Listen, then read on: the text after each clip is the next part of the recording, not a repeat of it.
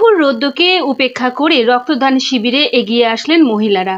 রক্তদান শিবিরে উত্তর দিনাজপুর জেলার কালিয়াগঞ্জের অনন্তপুর গ্রাম পঞ্চায়েতে রক্তদান শিবিরের আয়োজন করা হয়েছিল। প্রায় 40 জনের মতন রক্তদাতা রক্তদান করেন এই রক্তদান শিবিরে। অনন্তপুর গ্রাম পঞ্চায়েতের উদ্যোগে আয়োজিত হয় এই রক্তদান শিবিরে রক্তদাতাদের হাতে মেহগনি গাছের চারা দেওয়া হয়। এই অনুষ্ঠানে প্রধান অতিথি হিসাবে উপস্থিত ছিলেন জেলা পরিষদের ভূমি কর্মাধ্যক্ষ নিতাই বৈশ্য, এছাড়াও জেলা পরিষদের সদস্য রামদেব সাহানি, অঞ্চল প্রধান ববিতা সরকার, কালিয়াগঞ্জ পঞ্চায়েত সমিতির সহকারী সভাপতি বুলি রায় বর্মন, এছাড়াও সমাজসেবী নূর জামান, উত্তম সরকার সহ অঞ্চলের অন্যান্য সদস্যবৃন্দরা। উত্তর দিনাজপুর থেকে রাধারানী রিপোর্ট, আর বাংলা নিউজ।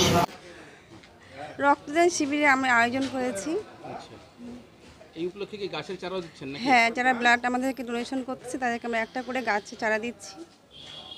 আয়োজন করার জন্য মহিলারা আগ্রহী দেখাচ্ছে খুব রক্ত দিতে, কি বলবেন?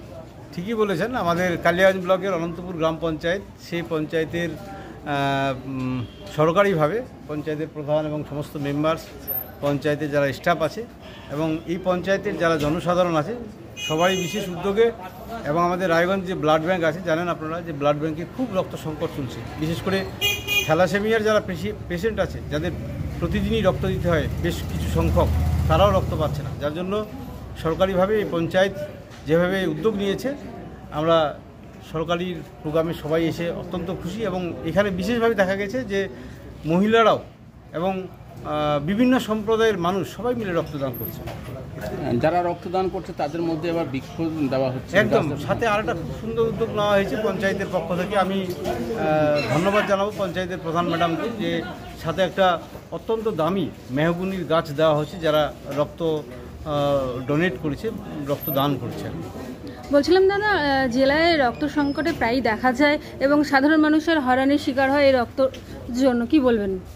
না, এটা আমাদের একটা জ্বলন্ত বর্তমানে সমস্যা। শুধু উত্তর দিনাজপুর নয়, আপনি গোটা দেশেই দেখেন বা আমাদের রাজ্যের বাইরেও দেখেন, এটা খুব প্রকট একটা সমস্যা দাঁড়িয়েছে।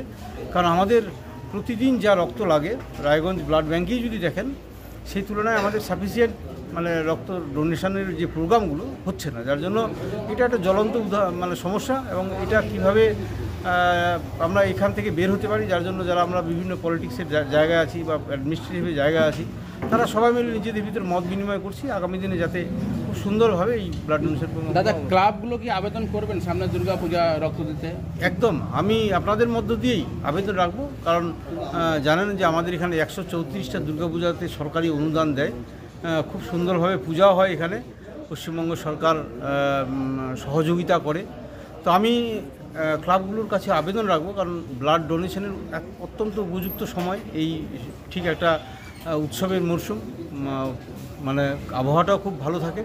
তো অনুরোধ রাখবো যে সমস্ত ক্লাবগুলো বিগত দিনের মতো এবারও যাতে বেশি সংখ্যক এই ব্লাড ডোনেশন প্রোগ্রাম বা সামাজিক কর্মকাণ্ডের সাথে যুক্ত হয়ে এগিয়ে আসে, এটা আবেদন রাখবো। রক্তদান শিবির বেশিরভাগই দেখা গেছে কালিয়াগঞ্জে বেশি হয়, জেলাতে খুব রায়গঞ্জে খুব কম হয়, কি বলবেন? হ্যাঁ, নর্মালি এটা ঠিকই বলেছেন যে কালিয়াগঞ্জের মানুষ আমরা অত্যন্ত সংবেদনশীল। কালিয়াগঞ্জের মাটি, কালিয়াগঞ্জের জলবায়ু, কালিয়াগঞ্জের মানুষের ভিতরে একাত্মতা, এটা অন্যান্য জায়গা থেকে অনেকটাই মিলে না। যার জন্য হয়তোবা সেই জায়গা থেকে কালিয়াগঞ্জের মানুষ বেশি হেল্পফুল, এবং যার জন্যই কালিয়াগঞ্জে বেশি রক্তদান শিবির। এখনো পর্যন্ত কালিয়াগঞ্জে ব্লাড ব্যাংক হয়নি, কি বলবেন? না, ব্লাড ব্যাংক তো অনেক বড় একটা পরিকাঠামো। ব্লাড ব্যাংক হওয়ার আগে একটা বড় হসপিটাল দরকার, যে হসপিটালটা আগামী দিনে আমাদের কালিয়াগঞ্জে অলরেডি শুরু হয়েছে। সেই হসপিটাল সমস্ত কিছু যদি কমপ্লিট হয়ে যায়, বেড সংখ্যা প্রায় 200-250 মতো হয়ে যাচ্ছে, এবং সাথে কুনোর বা পাশাপাশি বিপিএসসিগুলোও যদি আরও ফ্যাকাল্টি খুলে, সেক্ষেত্রে অবশ্যই ব্লাড ব্যাংকের প্রয়োজনীয়তা আছে, এবং আশা করি আমাদের মুখ্যমন্ত্রী সেটাও রাখবেন কথা।